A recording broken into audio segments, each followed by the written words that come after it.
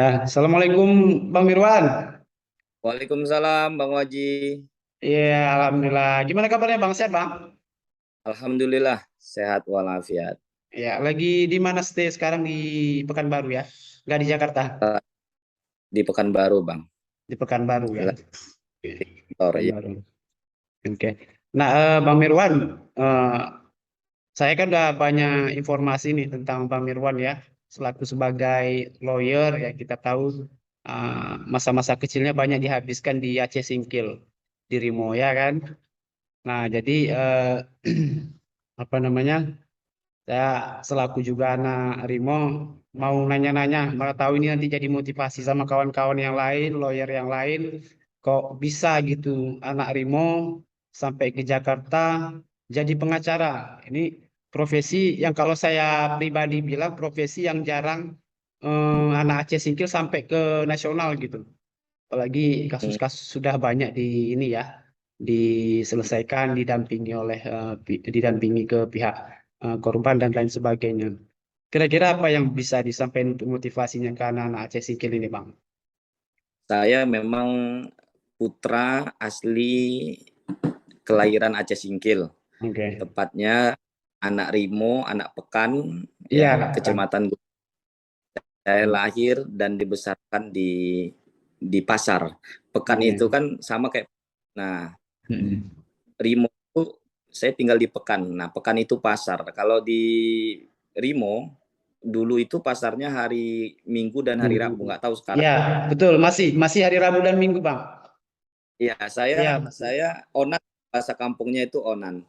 Nah, Onan. Onan itu atau kan atau pasar itu di hari Minggu dan hari Rabu. Kebetulan saya tinggal itu kan dekat turunan PLN lama, itu dekat turunan. Itu sekarang udah ada terminal kan di situ ya. Sebelah Betul, udah kanan ada itu terminal. Betul. nah, nah saya dibesarkan sama orang tua saya yang memang notabene-nya adalah pedagang buah yang tiap Oh. hari jualan, ya setiap hari Minggu, hari Rabu di Mm-mm. pekan itu, dan Mm-mm. kemudian onan gosong disingkil itu keliling lah itu ya. Oke, oke, dan oke, ya. dan rotasinya seperti itu, hari-harinya orang tua sebagai pedagang. Nah, saya dibesarkan sama orang tua yang notabene-nya adalah pedagang yang keluar masuk pasar. Nah, Iya. dulu ayah saya tukang parkir, kan punya Bukan parkir tuh, parkir. yang tukang parkir Oke. di Pekan itu ada lapak juga parkir di situ. Iya. Jadi saya dibesarkan sama orang tua yang notabene-nya ada preman-premannya juga ya, Oh, semi preman lah. ada basic premannya ya, semi preman Bang ya. Dia Oke, oke. pedagang buah ya kan. Eh, Nah, sewaktu saya kecil itu saya memang dibesarkan sama beliau, dan saya mengikuti lah, melihat, menyaksikan bagaimana orang tua saya, teman-teman saya, lalu kemudian membentuk karakter saya gitu loh, Betul. membentuk karakter saya menjadi seperti ini gitu loh. Artinya Mm-mm. hari ini katakan kok berani sekali, apakah tidak ada Ya, intervensi, tidak betul. ada ancaman, teror dan sebagainya dalam konteks pembelaan-pembelaan yang selama ini saya Betul, lakukan ya betul, dalam betul. menjalankan profesi. Tentu hal itu sudah barang pasti, Ya, teror, intervensi itu pasti dalam ya. proses pembelaan yang saya lakukan, dan itu ya lazim saja gitu loh. Nah, Betul. kenapa mental saya sudah teruji? Karena memang dari kecil yang saya bilang tadi, saya dibesarkan di Pekan Betul. Rimo, yang saya berhubungan ya dengan berbagai macam karakter perangnya orang di situ, memang karakter Mm. sudah terbentuk. Jadi bukan Mm. ketika saya jadi pengajar lalu saya punya nyali, karena saya orang pasar, orang Pekan, jadi karakter itu sudah dari dini, dari kecil memang sudah terbentuk karakter itu. Artinya Betul. karakter punya anak Rimo itu, anak Singkil itu tidak bisa disepelekan. Betul. Anak Rimo, anak Singkil itu dia punya karakter bermetal. Inti Oke. daripada pengacara itu nyali. Kalau soal Ya, ilmu, soal pengetahuan, semua orang bisa belajar, semua orang bisa betul. baca, semua Mm. menggali. Tapi kalau soal nyali itu karakter. Nah, building karakter Mm. ini dibentuk sejak saat saya kecil di Rimo gitu loh. Betul, Nah, betul, sehingga betul. terbentuk ini yang Ya. pantang mundur kalau kita meyakini sesuatu itu benar, saya akan fight Mm. habis-habisan. Dalam Oke. perkara apapun, ketika saya meyakini itu benar, mau ada intervensi, ancaman dan lain sebagainya itu kita on the track, kita akan maju bela gitu loh. Betul, betul Nah, ya. itu yang yang membentuk saya. Jadi saya bersyukur sekali dilahirkan di Aceh Singkil, alhamdulillah Oke. ya. Sampai Ya. hari ini Aceh Singkil, tumpah darah saya tidak akan pernah saya lupakan, dan sometime saya akan kembali ke kampung itu Oke. membesarkan kita. Oke, siap ya ya. Jadi artinya memang karakter Bang Mirwan ini ya terbentuk sampai hari ini tuh memang tidak lupa lah dari basicnya, memang latar belakang keluarga bagaimana, pekerjaan orang tua bagaimana, itu salah satu menjadi pengaruh ketika Bang Mirwan menjadi lawyer. Artinya mental itu memang terbentuk dari situ dulu ya. Oke, Iya, kemudian Bang Mirwan itu kan semenjak Bang Mirwan jadi lawyer ini, oh, maksudnya Bang Mirwan ini pernah terpikir nggak jadi lawyer nggak sih? Dan sampai nggak pernah, serame ini, nggak pernah terpikir. nggak, nggak pernah. Karena itu tadi Ibas ya, Ibas itu kan teman Nah, sekolah saya. Ibas. Saya nengok muka, oh iya Ibas. Tadi kalau dipoto agak pangling saya. Oh iya ini teman Agak SMP pangling. saya. Dia Ya. tahu betul. Tadi kami dulu sering ditunjangi sama kau katanya. Oh kapan kau ditunjangi kau? Tunjangi, itu Jadi, maksudnya disepak itu ya, dihajar ya. iya dulu dulu Ah, kita waktu kecil, aku punya kemampuan, tapi kemampuan apalah itu ya, yang diyakini orang itu bisa di apa, ada ilmunya, ada ilmu macan harimau, ada oh kerbau. ya ya ya. Kayak, Ilmu. Makanya Willy yang jadi anggota Brimob sekarang yang hebat itu dulu kita tunjangi juga itu ngetes ilmunya. Jadi kalau ketemu itu waktu di Pekanbaru ketawa-ketawa aja ah, lah. Ini iya iya kami betul habis betul. kena. Aku pun tidak tahu. Iya iya. Iya iya betul. Kita jual laku juga ilmu itu kan. Kita Hmm, ambil dari sini kasih jadi pasti. kesurupan. Nah, dulu gitu. Oh ya ya, Nah, artinya itulah sedikit gambaran masa lalu ya. Kenapa nggak pernah terpikir jadi lawyer, tapi ternyata ya memang salah satunya pengaruh teman bukan. tadi. Maksud Gimana? saya pikir kenapa? Karena saya kan waktu SMP naik kelas 2 itu saya di sekolah dipondokkan sama orang tua saya ke Pesantren, Tebu oke. Ireng, Oke. pesantren Jawa Hmm. Timur. Nah, pesantren kakeknya almarhum Gus Dur ya, Iya, pondok betul. pesantren, pendirinya Kiai Haji Hasyim Asy'ari, pendiri Nahdlatul Ulama. Nah, Betul. saya 6 tahun di situ ya, Hmm. saya belajar ya, belajar tentang ilmu fikih ya, nahwu, Hmm. sorof. Jadi Oke. saya menghafal Quran, tidak pernah Hmm. sedikit pun untuk menjadi pengacara itu nggak pernah sedikit pun. Saya dulu Hmm. cita punya tanah, pengen bangun pondok, ya kan, jadi Hmm. tahfidz Quran, Iya, menghabiskan hidup ini di jalan Allah gitu ya. iya betul. Nah, ketika orang tua saya valid, ya kalian teman-teman udah Iya. tahu lah ya, Hmm. ya membuat ya harus hijrah ke tempat lain. Di situ penuh dengan kompleks dengan persoalan hukum. Nah, dari Oh, situlah oke. kemudian karena kasus di keluarga, Hmm. masalah di keluarga membuat saya termotivasi untuk, oh saya harus jadi pengacara. Kenapa? Oh, Minimal oke. karena saya lihat waktu Hmm. kejadian sehingga hijrahnya orang tua saya itu membuat eh, ya istilahnya orang tua baga, tapi kalau Hmm. masalah hukum ya lemah gitu loh. Lemah ya, Jadi lemah. Oke. orang bisa berbuat seenaknya aja sama orang tua kita dulu. Ya, Nah, betul, betul. jadi saja nggak cukup, nyali saja Hmm. nggak cukup. Ternyata Oke. harus ada ilmunya. Makanya Betul. waktu itu saya harus ambil kuliah hukum untuk melindungi Hmm. keluarga saya. Untuk melindungi keluarga aja. Iya, Makanya iya betul. saya perlu kasih tahu juga bahwa saya Hmm. ini SMA-nya karena saya meninggalkan sekolah saya di Tubuh Ireng, SMA-nya nggak tamat, lanjut ke SMA Hmm. 1 Negeri Meriah juga nggak tamat. Akhirnya Oke. saya merantau ke Jakarta, ya sempat pesantren juga dan lain sebagainya. Akhirnya sekolah saya nggak tamat. Nah, jadi Oh. 2011 paket C. Hmm. Jadi jasa SMA itu paket C. Nah, dari situlah Oh. ambil S1 hukum di Universitas Islam Riau, itu ceritanya. Jadi nggak pernah terpikir Oh. sama sekali. Sama sekali nggak pernah terpikir ya, tapi karena ada Nah, persoalan zaman dulu di keluarga, maka jadi iya, mulai termotivasi jadi ini ya, jadi pengacara minimal. Padahal awalnya ini minimal paling tidak ya di dalam keluarga kita bisa membantu menyelesaikan masalah, tapi ya semua di luar dugaan. Bang Mirwan juga ternyata bisa ya membela kalau kita bilang orang-orang yang di luar sana yang lemah gitu ya. Oke, iya. ya ya luar biasa Bang Mirwan. Jadi memang kan. Hmm. Oh, kalau boleh tahu, kasus yang pertama ini ya, kalau masih ingat kasus yang pertama yang pernah Bang Mirwan dampingi itu masih ingat nggak kira-kira? Ada kasus ITE, Oh, ITE ya, itu Kak, kasus pertama ya. pegang itu ya model kelas kakap lah di nasional, nasional, cuman tidak Ah. ekspos ya. Oh, Tapi iya, saya nggak iya, iya. caranya ya, Oke, oke, karena ya, itu ya. menyangkut asusila.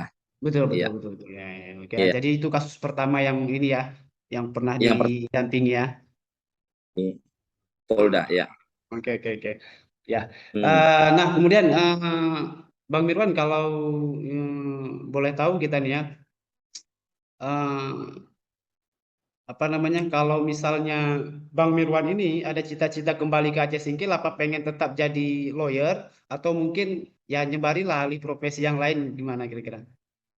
Oh iya, saya mungkin uh, bangun usaha di sana, Hmm.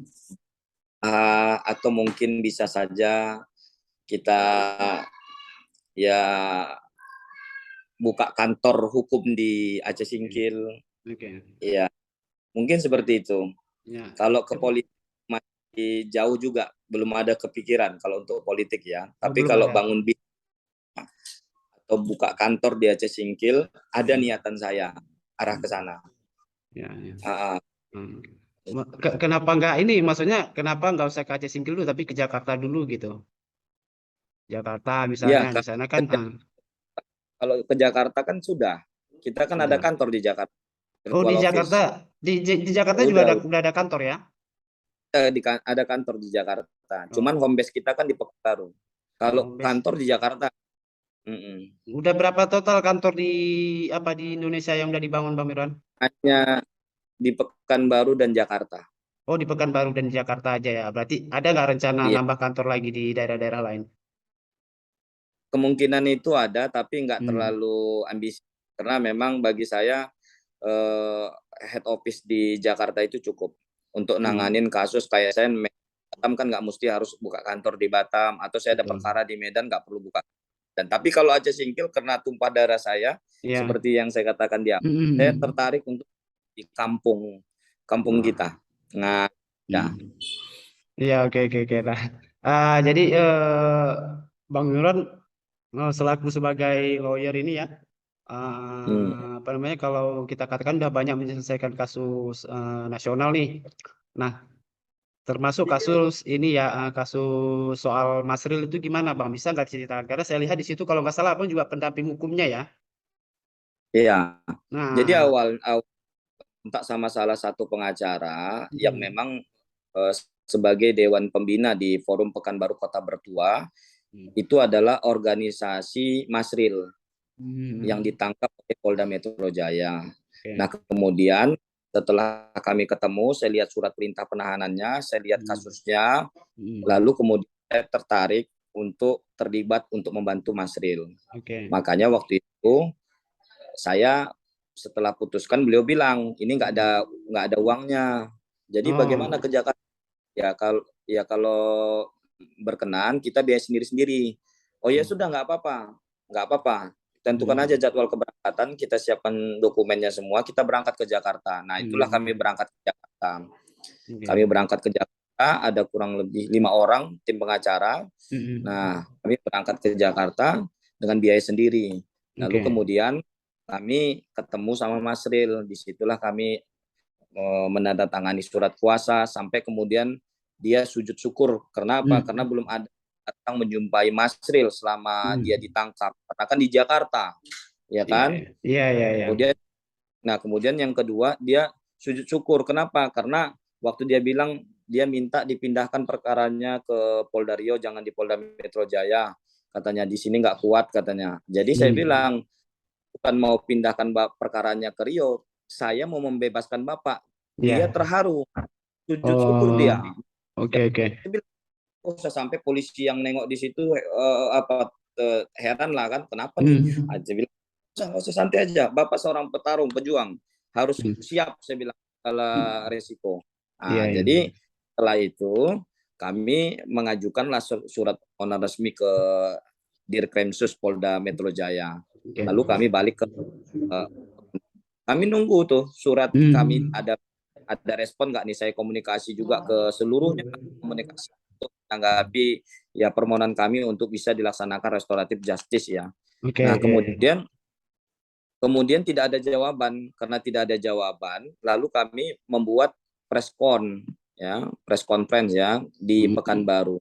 Ketika kami buka kasus ini ke publik ya mengenai penangkapan yang dilakukan oleh Polda Metro Jaya, lalu kemudian kasus ini viral. Setelah Iya. viral, kami preskon Rabu viral, Kamisnya Kabid Humas Polda Metro Jaya mengatakan akan menangguhkan penahanan Masril.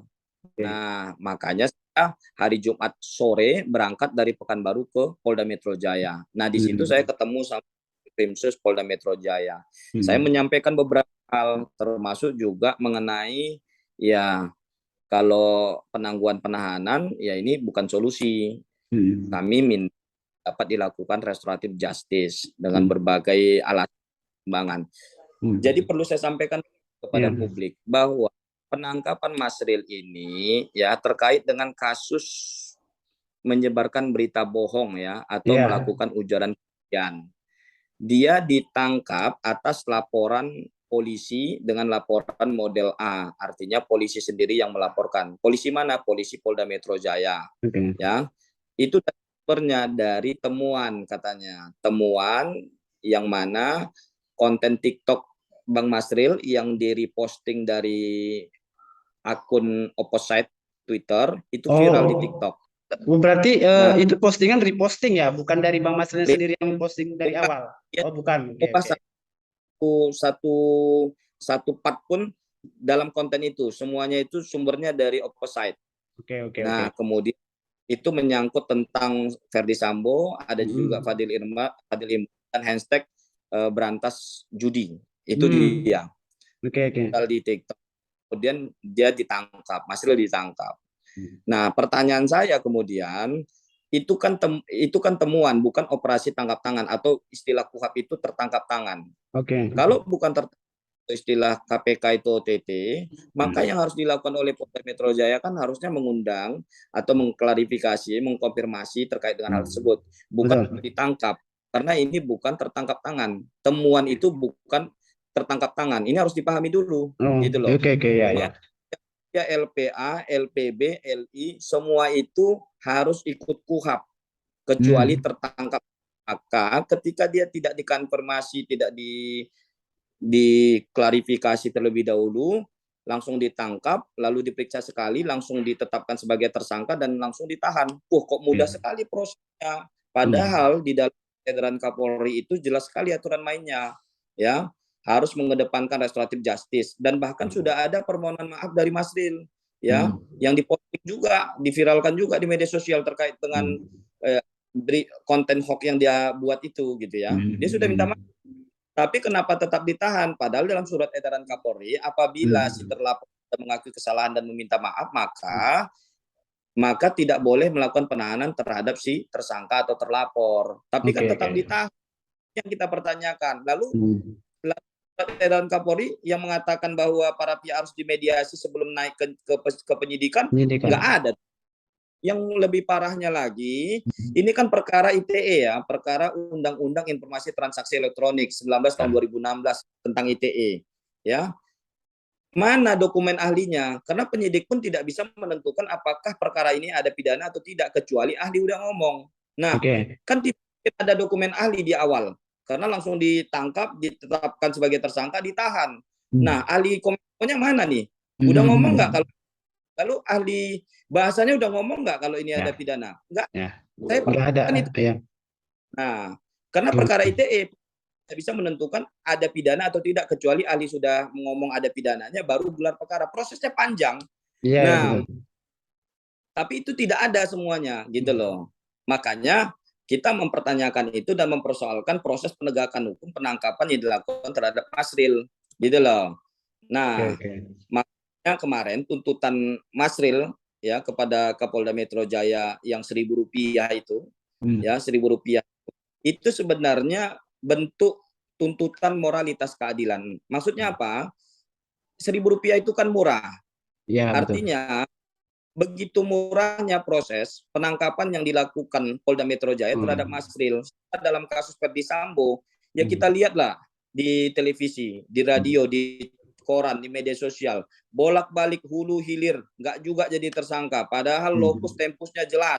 Hmm. Wah, begitu sulitnya mengungkap kasus ini. Bahkan ketika Putri Chandrawasih sudah jadi tersangka, Hmm. ya juga tidak dilakukan penahanan. Bahkan rekonstruksi yang kita lihat di TV itu, tersangkanya Putri Chandrawasih tidak menggunakan baju oranye, bahkan Hmm. masih bisa melenggok melenggok kanan kiri di borgol, tidak pakai baju tahanan. Ini kan Oke. semacam diskriminatif, ya kan, terhadap Iya. perlakuan tersangka. Kalau kita bicara kemanusiaan, lalu bagaimana dengan keluarga keluarga Iya. almarhum yang ditinggal? Apakah tidak ada sisi kemanusiaan kita? Nah, Betul, inilah betul. yang makanya kita merasa bahwa proses hukum yang dilakukan terhadap Masril begitu murah, tapi terhadap terhadap Ferdi Sambo begitu Jadi Sambo. mahal. Oh iya, Itu ya. Oke. kita melihat ketimpangan keadilan di situ, sangat sangat kontras sekali. Iya, iya, Nah, iya. begitu kecil, begitu mudahnya menangkap, Hmm. melakukan proses penetapan tersangka tanpa ada keraguan, tanpa ada kekhawatiran, langsung sikat gitu loh. Tapi Oh iya. terhadap Dora ini atau pada istrinya begitu sulitnya gitu loh. Nah, proses penegakan hukum seperti inilah yang kita soroti agar tidak terjadi lagi Masril-Masril seperti itu gitu loh. Ya, Jadi oke. sekarang nanti orang ditangkap itu bukan karena kejahatan, tapi karena kebebasan berpendapat Hmm. gitu loh. Toh Oke. yang disampaikannya juga terbukti, akhirnya Ferdi Sambo jadi tersangka, lalu Ya, kemudian Esek berantas judi, itu kan positif. ya, ya, Sekarang betul. kan agenda besar Pak Kapolri apa? Kapolri ya, Berantas judi, berantas judi ya, betul, betul, betul. Ya, lagi di semua itu. Walaupun yang ditangkapi kan ya kita lihat sebagian besar itu kan pemain hack domino semua. Kalau betul, betul. kalau saya mau, harusnya jangan ditangkapi rakyat-rakyat kecil yang main hack domino. Harusnya kan Hmm. panggil Kominfo, rapat koordinasi kementerian, tinggal Betul. di blok itu website hack Ya, domino itu. betul. Jangan Termasuk yang di, hilir, tapi di hulunya nggak diblokir. Itu sama betul, saja, ya kan? betul. Ngomong semua itu gitu loh. Iya, Jadi betul. jangan karena Polri tapi rakyat kecil yang dihajar, nggak boleh seperti itu. Penegakan hukum kita harus mengedepankan keadilan. Betul, betul. Termasuk ya Kapolda Aceh kalau nggak salah saya udah nyurati Kominfo itu minta Haik Domino juga diblokir. Karena memang betul seperti yang Bang Mirwan sampaikan tadi. Polda Rio harusnya Kapolri itu. Harusnya Kapolri, Iya, ini kan Kapolri yang diikuti oleh seluruh Polda. betul, betul, betul, Harusnya Kapol. website, ya kan, judi itu diblokir. Kalau masih bisa dibuka dengan VPN atau segala macam, bagaimana Betul, caranya? Masa kita mampu negara sebesar ini? betul, betul, betul, betul, benar-benar. Ya itu seperti yang saya Hukum sampaikan tadi, Polda Aceh udah nyurati memang untuk memblokir itu ya. Nah, oke. Nah, jadi Bang Mirwan berarti kasus Bang siapa tadi Masril ya? Masril endingnya jadinya di RJ ya? Iya, RJ. Alhamdulillah setelah kita diskusi, negosiasi, akhirnya dilaksanakanlah restoratif justice. Apa artinya? Artinya penyelesaian perkara di luar pengadilan. Nah, dihadapkan dengan anggota polisi yang melaporkan dengan Masril didampingi oleh saya dan tim kuasa hukum, akhirnya sepakat untuk berdamai. Dan alhamdulillah langsung kita bawa pulang di hari Jumat itu. Dan saya belum pernah selama selama hidup lah ya, terutamanya Hmm, dalam menjalankan profesi pengacara ini, yang ya. disambut dengan begitu riuhnya dengan selawat Oh, seluruh makmum, ya oh. seluruh orang yang dengan beliau, lalu dikalungkan kalungan bunga, dipakaikan Hmm, tanja, itu simbol hmm, orang Melayu kan baru. betul. Saya Seperti raja Bang ya ya? saya Ya, protes, ya saya mengeluarkan uang membela orang mati-matian dengan segala konsekuensi dan resiko, tapi dengan sambutan seperti itu terbayar semuanya, oke, alhamdulillah. Dan ini membuat saya semakin semangat untuk bantu banyak orang lagi, karena memang oke, kata, nah pesannya kemanapun kau pergi yang penting apa, khairun nas angfaum linnas, jadi manusia paling banyak manfaatnya. oke, Mudah-mudahan dengan banyak memberikan manfaat ya, ya. terutamanya kepada keadilan. Mudah-mudahan tetap istiqomah, itu dia. Iya, ya, siap, siap. Oke, jadi oke Bang Mirwan, jadi luar biasa kita udah mendengar semua ya dari mulai masa kecilnya sampai pengalaman case atau kasus yang pernah didampingi sampai persoalan Bang Masril, kemudian penyambutan yang luar biasa dari keluarga Bang Masril, Abang dibuat kayak raja. Ya, karena memang seperti yang Abang sampaikan tadi, apa-apa yang sudah Abang keluarkan kan istilahnya menjadi sudah terbayar dengan penyambutan yang luar biasa itu. Baik, Iya, ya Bang Mirwan, saya sampaikan terima kasih banyak untuk Bang Mirwan udah ini ya, udah menyempatkan waktu. iya, Untung ada Ibas tadi yang bisa komunikasikan, jadi kita bisa ketemu walaupun by Zoom meeting. Makasih Bang Mirwan sekali lagi, thank you udah menyempatkan siap. waktunya. Semoga sehat-sehat terus ya Bang ya. Sehat-sehat terus Iya, kita. salam buat anak muda Pekan Rimo, Aceh Ah, Singkil. siap. Buktikan bahwa anak kampung, anak Rimo, anak Singkil bisa maju go nasional, go internasional. Kita ini hebat-hebat, tapi Siap.